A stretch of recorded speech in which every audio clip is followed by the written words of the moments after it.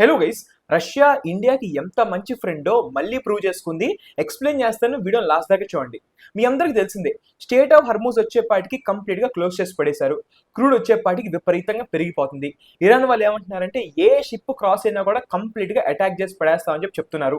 ఇలాంటి ట్రిక్కీ సిచ్యువేషన్లో మన గవర్నమెంట్ కూడా ఏం అనౌన్స్ చేశారంటే మన దగ్గర 50 days ఆఫ్ సప్లై అయితే ఉంది, 25 days of crude supply, 25 days of ఈ పెట్రోల్ అండ్ డీజిల్ సప్లై ఉందని చెప్తున్నారు.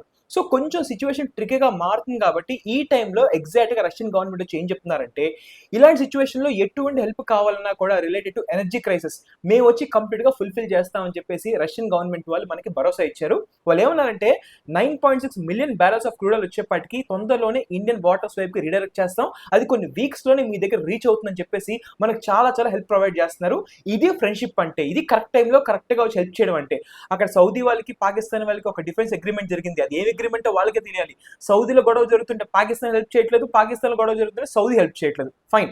కానీ ఈ సిచ్యువేషన్ లో రష్యన్ ట్రేడ్ రిలేటెడ్ గా ట్రిక్కీగా ఎలా మారుతుందంటే డొనాల్డ్ ట్రంప్ ఎలా రియాక్ట్ అవుతారు మన రష్యా దగ్గర నుంచి మళ్ళీ ఆయిల్ కొంట అనేది చాలా బిగ్గెస్ట్ క్వశ్చన్ మార్క్. ఎందుకంటే అదొక్క పాయింట్ పట్టుకుని డిఫెన్స్ మన ట్రేడ్ డీల్ వచ్చేప్పటికి చాలా డిలే చేశారు. మళ్ళీ మనం కొంటే కనుక ఆయన ఎలా రియాక్ట్ అవుతారో చూడాలి. ఫస్ట్ ఆఫ్ ఆల్ ఆయన టారిఫ్స్ వేద్దాం అన్నా కూడా కంప్లీట్ ఇల్లీగల్ అని చెప్పి యూఎస్ వాళ్ళు చెప్పారు కదా, మరి చూడాలి ఎలా సిచ్యువేషన్ రియాక్ట్ అవుతారో. బట్ నాకు తెలిసి we have every sort of right to defend our self. ఇలాంటి సిచ్యువేషన్ లో డిప్లొమాట్స్ కంప్లీట్ గా పర్ఫెక్ట్ గా డీల్ చేస్తారు అనిపిస్తుంది సిచ్యువేషన్ లో. సో మీరు కూడా మీ వ్యూస్ ని కింద కామెంట్ సెక్షన్ లో మెన్షన్ చేయండి ఈ టాపిక్ రిలేటెడ్ గా, అండ్ ఈ వీడియోని ఇమీడియట్ గా లైక్ కొట్టి షేర్ చేసేయండి. Thank you so much.